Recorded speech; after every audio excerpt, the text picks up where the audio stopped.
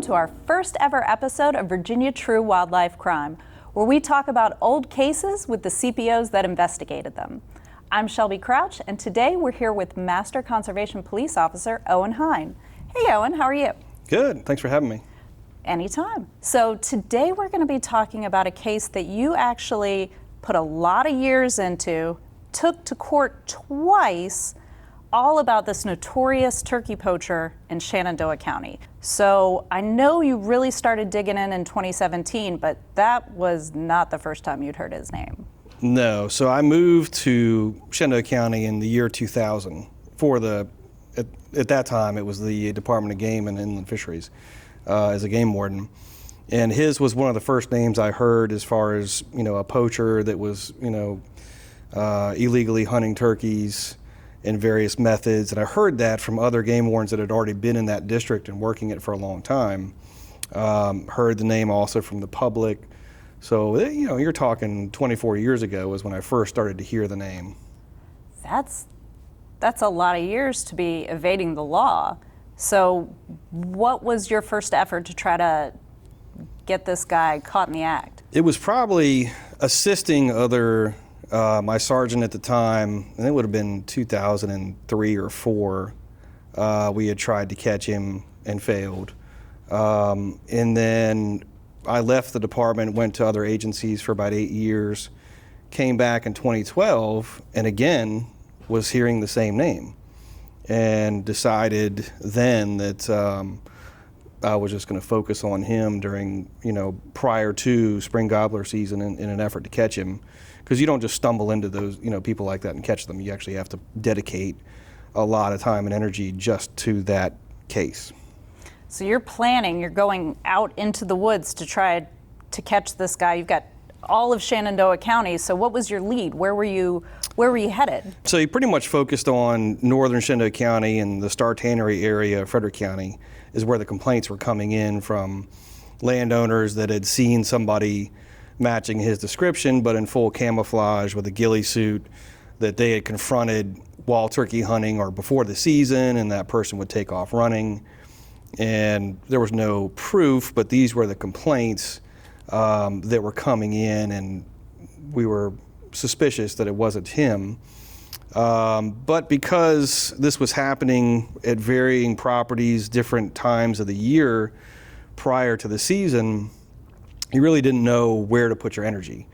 So I decided the only way to really figure this out was to sit, kind of do surveillance on the end of his driveway and see when he left, what vehicle he's driving, and try to figure out where he went.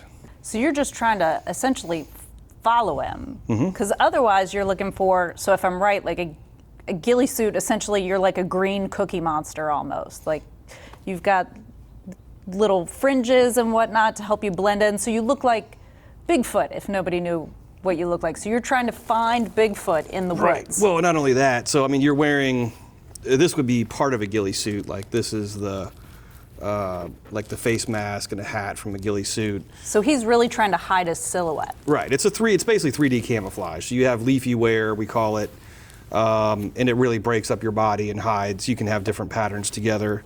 But what that means is your face is covered. So when I would get pictures or witness statements, they couldn't identify who it was. However, also by trying to follow him, he could be hunting anybody's property because these were trespassing incidents. It could be outside of the season. These were happening prior to turkey season even starting. So you really could be anywhere at any time. And so by doing surveillance at the end of his driveway, that's why we were trying to pick up what vehicle he's in and figure out where he goes to then do surveillance of that property and try to catch him. Try to narrow the scope a little bit. Find a pinpoint on a map of an entire county. Pretty much. Fun. So you tried a couple of times. How did that go for you? So the first year I tried it, we just would get there before daylight. Myself or another CPO would be in the bushes, and we'd have a chase vehicle, and we would wait. Sometimes he'd come out and get on 81. Sometimes he never came out. And so we really just didn't get anything from that. So I tried the second year, multiple mornings, and he did come out on one particular morning, but I was driving a vehicle I had borrowed from another agency, just a plain vehicle. It had no police markings, no radio, no light, nothing, just a car. But I wasn't familiar with the car, so when he left and I turned the car on, the headlights came on, which clearly we're the only two on the road. That's a little suspicious. A little suspicious. And he basically did what we call counter surveillance, where he would pull into a gas station, flip around. I had to drive through his headlights. I kept going. I took another road, turned off, let him go by. Other cars went by, fell back in line. He went down to the next road, which is a road I had complaints on him from, so I was like, perfect. But what I didn't know is he turned and went behind the store. Instead of continuing on down the road, he turned and backed in behind the store. So when I turned and came past the store, I went through his headlights again. And this is a rural road, not a lot of traffic. Everybody so the knows fact everybody. That now he has seen this car twice at this hour in the morning, and it turned on this particular road, I was done. Yep. So it was probably the year after that I enlisted the help of the Shenandoah County Sheriff's Office Drug Task Force officers that I work with pretty closely. And we had more vehicles this time. We had 5 vehicles. So that if he dumped a tail on one, the next one could pick it up. He dumped that one, the next one would pick it up. And they were all different vehicles, no police vehicles at all. And that time it worked. And this was in 2017. And we were able to basically follow him to a road that had one entrance and a different exit. He never came out, so we knew he was on that road somewhere.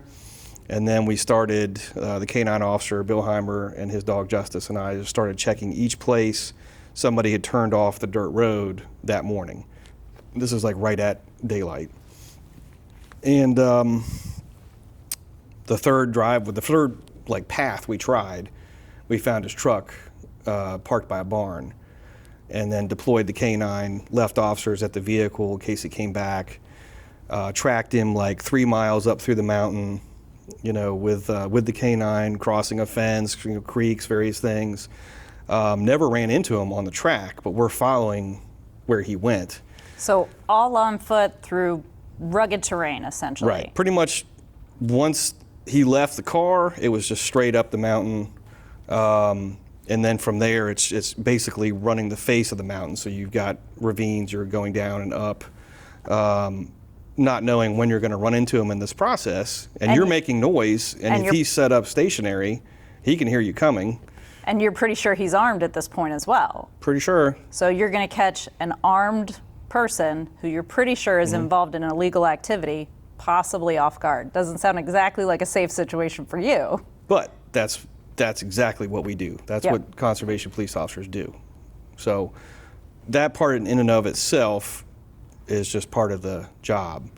But when you're working with a dog, you're moving fast, you're not quiet. We're trying to gain ground. And in the end, he came out about 10 minutes before we did back to his vehicle, and he was carrying this rifle here. Ooh. So that was that's a substantial weapon. Right. That was a shock. Not normal hardware, say, for a turkey hunter that I've seen in my career.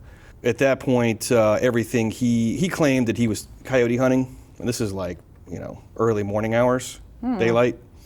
It was before turkey season was even in. And that led to an interview, some charges that were placed. I placed some charges then. And then we got consent to search his house, which yielded evidence of more turkey hunting stuff, nothing related to coyote hunting at all. I'm not familiar with hunting coyote. So tell me what the difference is. So if I would stumble upon somebody who's hunting coyote versus hunting turkey, what are going to be the differences? Are they going to be wearing different clothes? Are they going to be sporting a completely different weapon? What are you going to observe that's going to be different? How did you know that this guy definitely wasn't hunting coyote? So I guess at this point, I had about 13 years of experience as a game warden in the field. So 13 years of checking hunters spring and fall. Mm-hmm. Never have I checked a dedicated coyote hunter other than nighttime, ever. There's opportunistic people that would be hunting for something else and shoot a coyote because they saw it, but I've just never found anybody in the daytime specifically hunting coyotes. Pair animal. that, right, well, and pair that with the fact that everything he's wearing, everything he's got in his turkey hunting vest is turkey hunting calls, owl call, slate call, mouth calls. All these things are for turkey hunting. Might you call in a coyote? It's possible. But everything you're wearing, full camouflage, indicates to me you're turkey hunting. But it wasn't until we got to the house and we found everything in the house related to turkey hunting, nothing coyote hunting. In addition to, in the garage, there was a jar. It's a pickle jar. It's about this big, about that big around, and it had 104 turkey wing digits in the jar. And this is what was in the jar. This would be the first digit on the wing, kind of coming off the shoulder. No flight feathers, just this little thing. And I've never seen turkey hunters in my career that kept this part of the bird as a trophy. And there was 104 of these in this jar. Of course, he said he got that at a yard sale, which I've been to a lot of yard sales, never seen that either. A jar of turkey bones. Yeah, at a yard, of turkey. Like a big jar at a yard sale. Right, that somebody would have put a lot of time and effort into collecting that many. I mean, this doesn't fall off the bird. You just don't find that. These birds are dead, right? The ones that this has come from. Yeah, one would assume. Why would you sell that at a yard sale? Anyway, it wasn't until we found turkey legs that were freshly killed. There's still fresh, blood and flesh on the legs, where he finally admitted, okay, you got me. And that was from a bird he had killed prior to this day. It was like 2 weeks before this day, which was still not turkey season yet. So once that came to pass, that was pretty damning as far as trying to explain your way out of that, which led to court, led to a suspended jail sentence of 6 months, fines. He lost his rifle, which we used for educational purposes. We made a display at headquarters along with this to show the kind of work that we do, and to show true sportsmen and women the kind of effort we'll go through to catch people like him. That actually, you think about a jar of 104 turkey wing parts, you can connect the dots of the type of damage to a population of turkeys or whatever game a poacher is focusing on, what that can do over time. So you're talking about 104 of those divided by 2, because every turkey has 2, so 52 turkeys. Let's back up a little bit. When you talk about season and he was hunting before season, tell me a little bit about turkey hunting law. So when can I hunt turkey? How many am I allowed to harvest? I think you had mentioned when we talked prior to this that I could only harvest one a day. Explain a little bit about that, and so we can specifically know, obviously, how brazen is. So this would have been, each hunter is allowed to harvest 3 turkeys per year. And in the spring, they can only be bearded turkeys, usually the male. You've got, he can legally harvest 3 a year, and it's 1 per day. So your bag limit is 1 per day, 3 per license year. So you could get some in the fall, but a lot of spring gobbler hunters like to get all 3 turkeys, all 3, gobblers, the bearded gobblers in the spring. When you talk about getting all 3, how successful are most turkey hunters? I heard this year a lot of people, they were out there all day, but the turkeys weren't calling back. It's kind of weather dependent, it seems like, but usually people get 1. Early in the season is when they're really active and they haven't been hunted yet. From my experience in conservation law enforcement, the best time if you're a poacher is going to be before the season comes in, because they're still active and they're still calling. Nobody else is in the woods. They've not been hunted yet, and if you hunt with a suppressed 308 rifle like this, where you don't even really have to be close to the bird to kill it, your odds are pretty good. So to go back to the jar then, if you're talking, I can legally harvest 3 turkeys a year, 52 turkeys in that jar. So he had what was equivalent to 17 perfect years of turkey hunting. 17 years in a row where he could have gotten all 3 turkeys. How many turkey hunters do you know who've had that kind of luck and that kind of record doing it responsibly and legally? I don't know anybody that's had that, that's consistently killed 3 every year like that. And he had a jar full of them in his garage. Right. They came from the yard sale. Yeah, they came from the yard sale. Yeah. Of course. Somebody else sold that. Their hard work, they sold that. I'm gonna remember not to go to yard sales in Shenandoah County. But so we say all of this, and we've got this first case behind us, and he's got some time suspended, and we confiscated his weapon, but he didn't take his ball and go home. He kept on going. Correct. So now that he's on the radar and he's been caught, what I experienced from the public was kind of positive reinforcement. In other words, now that they, nobody would testify. They would tell me things, but they wouldn't testify. Now that people knew he had been caught, they were a lot more willing to share more information and come forward, maybe not testify in court, but at least share more actionable current intelligence, which is what led me to discover that he was hunting a piece of property in Strasburg. By hunting this property, he had permission to be there, but because of his history, I wanted to verify that he was staying on this little 3-acre piece where he's supposed to be, and he's not trespassing, he's not hunting out of season. Basically doing what game wardens are supposed to do, is make sure that you're hunting legally. Yeah. And with a history like that, you best believe I'm going to be checking you and making sure you're doing it right. Doing your due diligence. Right. So guess what we found? That he was not doing it right. I'm shocked. So on the way in, my first time to check this property where he parks, I found 2 turkey carcasses in the woods already. All by themselves. Yeah, it was very odd. I mean, you don't really see 2 turkey carcasses like that. It was just odd. But anyway, I went. He had already left that day, but I kind of set a camera looking at where he parked. Now, the camera was on Shenandoah County park property that the county owns. Property was gifted to them. It was 100 and some acres, but it's not open to the public. Certainly not for hunting. It's just not been developed where it's open yet. Is it posted? Are there signs so he would know? Oh, sure. Yeah, there's fence. It's posted yellow, no trespassing signs. I called Parks and Rec that would manage this property and asked, what is the deal with this property? Can the public come here? And they're like, no, it's not open to the public. Can you hunt here? No, absolutely not. You can't hunt. You can't hunt there. And I said, okay, that's all I need to know.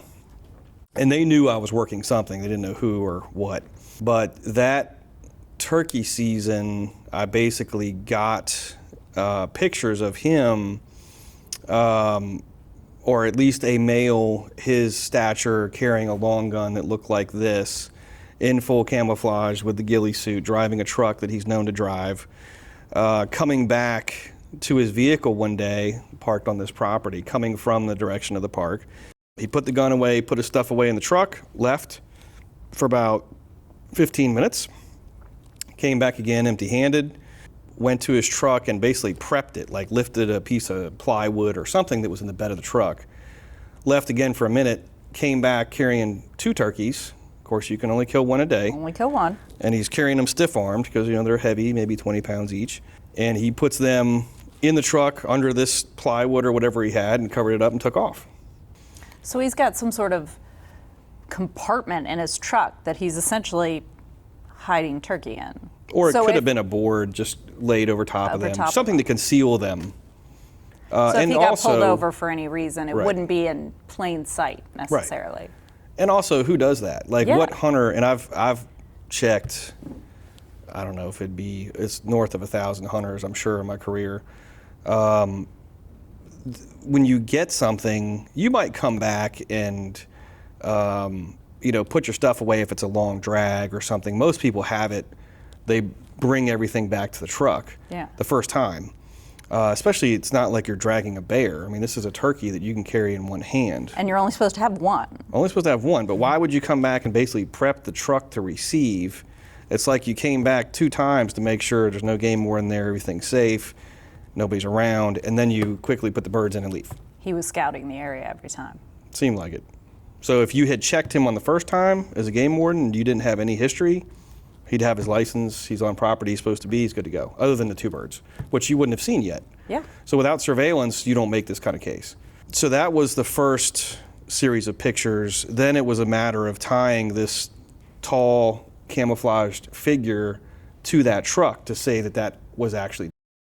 That's right, because you couldn't see his face, you couldn't, because he was wearing the ghillie suit. Right. Fortunately, after seeing those initial pictures, I put more cameras out on the park to see if I could catch him actually trespassing or hunting on the park.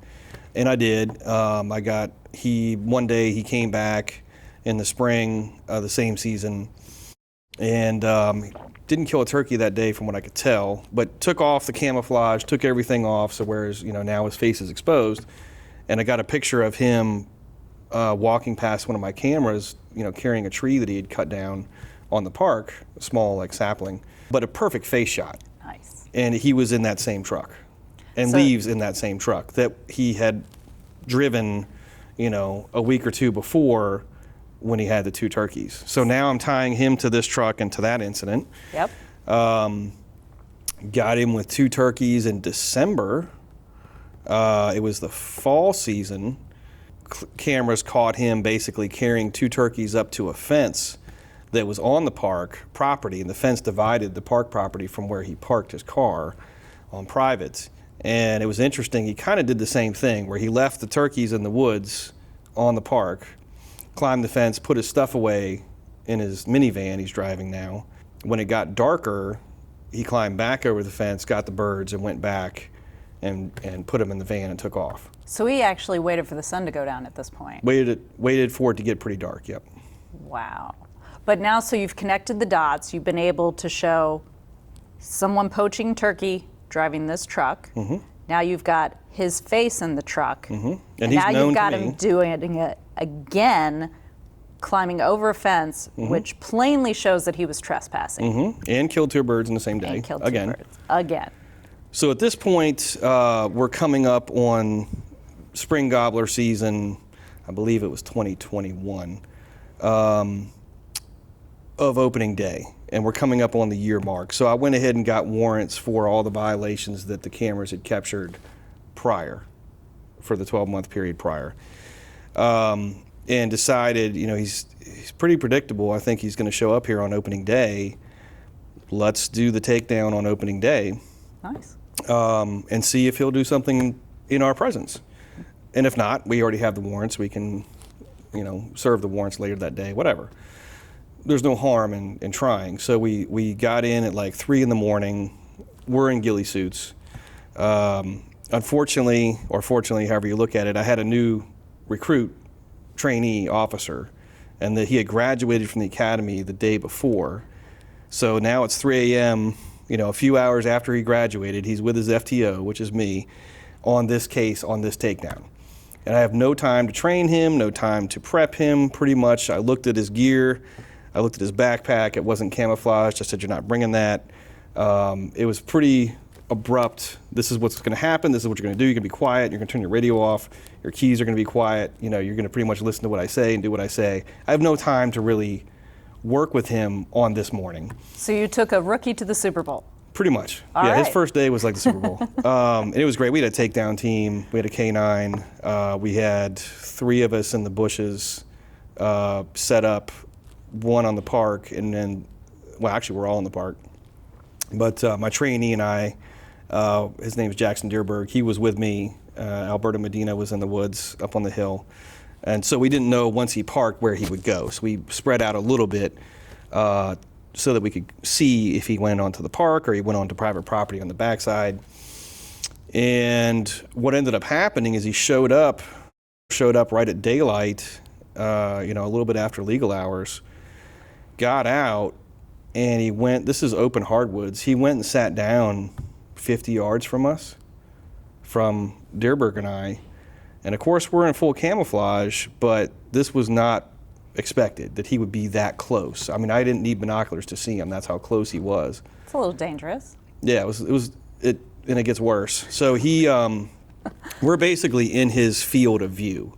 If he's sitting here in the middle of this V, we're kind of over here. And so he could see us if he turned his head and looked at us. That's how close he is. He's sitting where he's supposed to be on the property he's supposed to be. He hits the call box, hen call, and a turkey answers, a gobbler answers, but it's behind us, which is terrible because now he's looking in our direction with a rifle just like this, with a suppressor on it, big scope, basically a sniper rifle. And so I'm telling Jackson, don't move. We're basically pressed to the floor of the woods. Like if I could get any lower, I couldn't have gotten any lower. We were just smashed down into the leaves. So we were pretty much just stuck.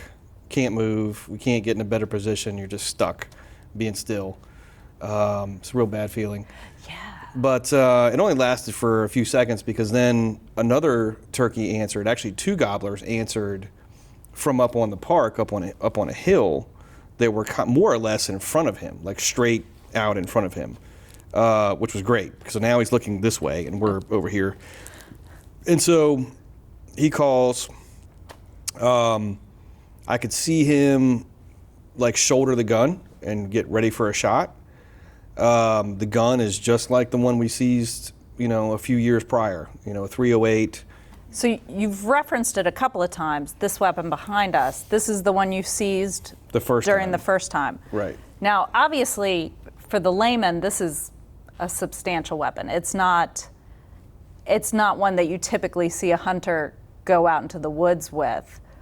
Not for spring gobbler season. Like a 308 caliber with a suppressor, with a bipod, and a scope, a Trijicon scope with basically little sniper settings, colored references on the scope that match colors of the bullets.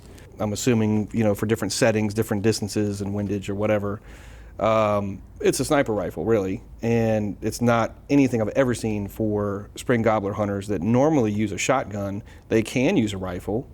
I just rarely see it, and have never seen one like that. Now, what would be, speculatively, what would be his reasoning for using a weapon like this to take down a turkey? Right. So it's suppressed, so it's quiet. Less likely to get caught by law enforcement during off-season. Or landowners if you're trespassing. It can shoot long distance, and so if you're posted up like he was at one point the first time we caught him, the dog stopped and showed that he spent some time on top of a hill that overlooked a lot of fields down below, trespassing the whole time. But from that elevated position, he could shoot and drop a turkey, leave it, and come back at night and pick it up. So with a scope like that, like you were saying, that's essentially shooting fish in a barrel. You can see and pick off any target. Yeah, it's a sniper rifle versus what you would see, and it's suppressed, it's quiet, it's got a bipod. It's meant for long distance precision shots and to be quiet. But again, most turkey, it's not illegal to use a rifle. It's just most spring gobbler hunters are using a shotgun and calling the bird in close. Some of them have a rifle, like an over-under scenario, but I've never checked anybody hunting with a suppressed 308 with a huge scope for turkey, ever. Now, if you were going to eat the turkey, a lot of hunters eat what they kill. Mm-hmm. That's part of the embrace of the culture, is you get to feed your family with what you hunt. Using this type of weapon with that type of round, is there much left to eat? A lot of times, probably not. I mean, that's the difference between calling a bird in with a shotgun and shooting it at close range. You're shooting for the head at that point, and the body's preserved. Yeah.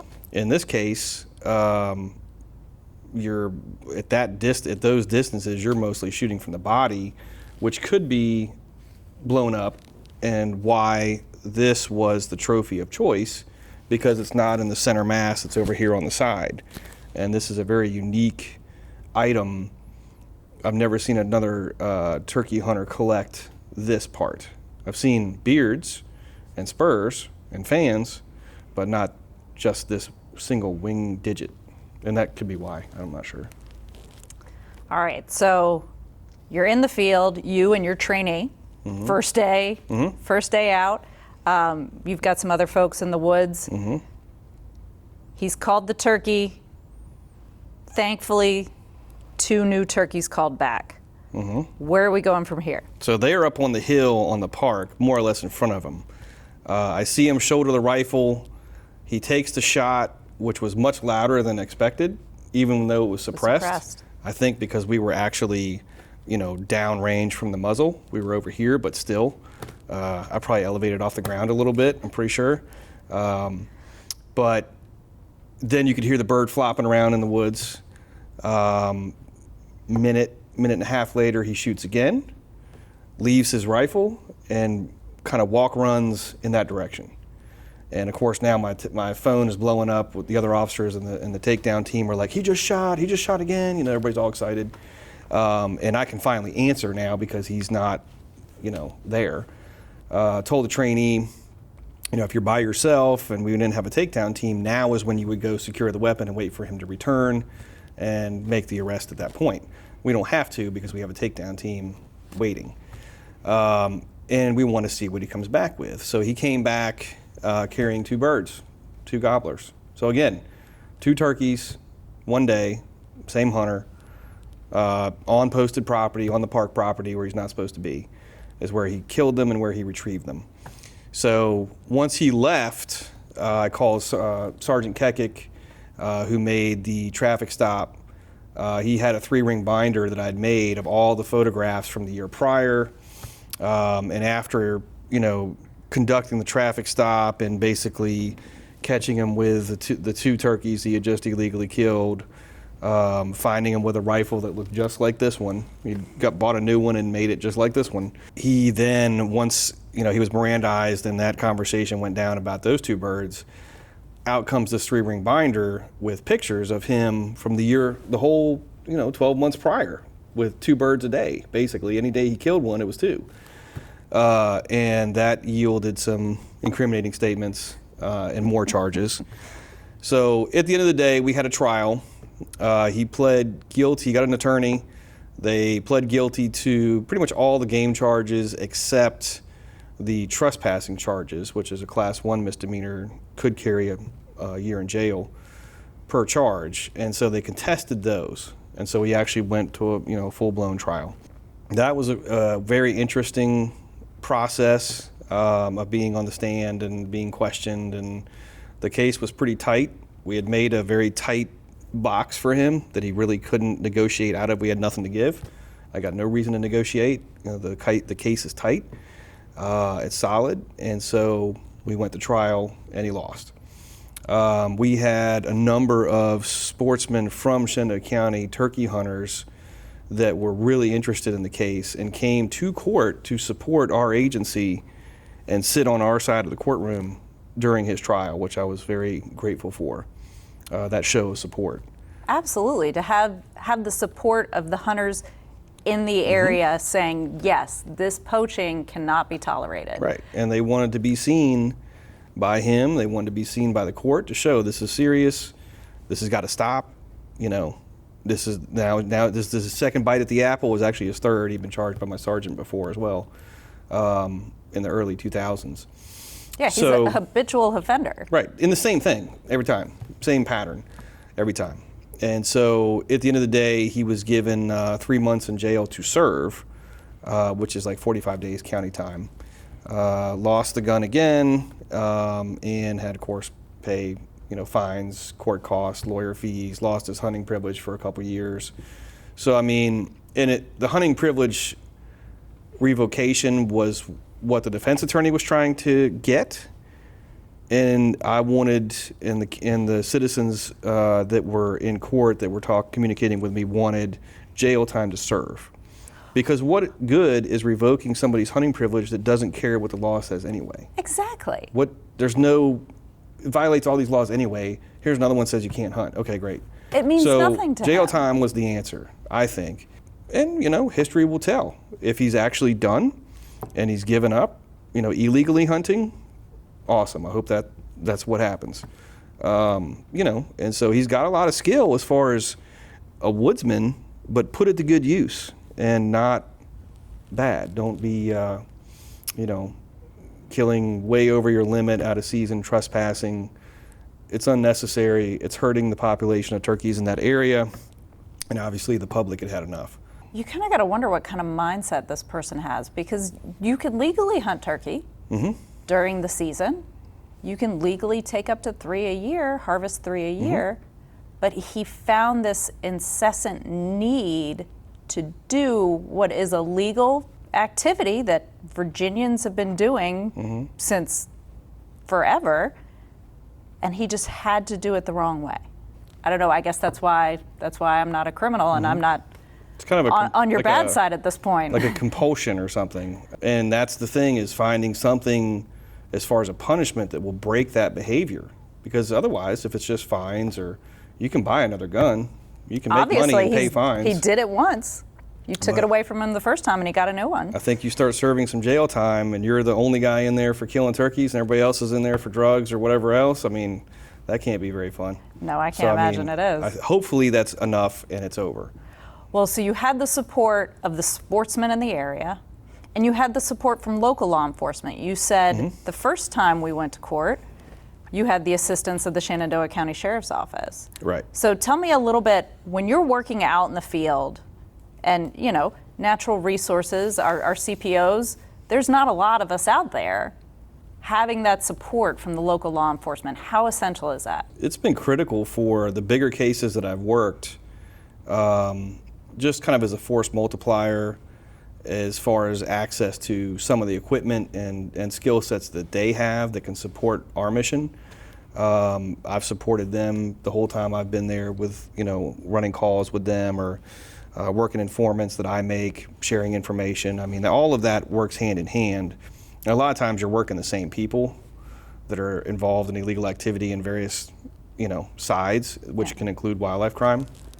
So, but yeah, they like to do it because it's out of their normal wheelhouse, and it's interesting, and I definitely, like having the support and sharing intelligence and equipment, getting dropped off, getting picked up. I mean, there are certain people that if they see a sheriff's deputy car or a state trooper car, they think that's one thing. They do not think that that's, I need to watch out because I'm poaching today. Like, that's not where they're thinking.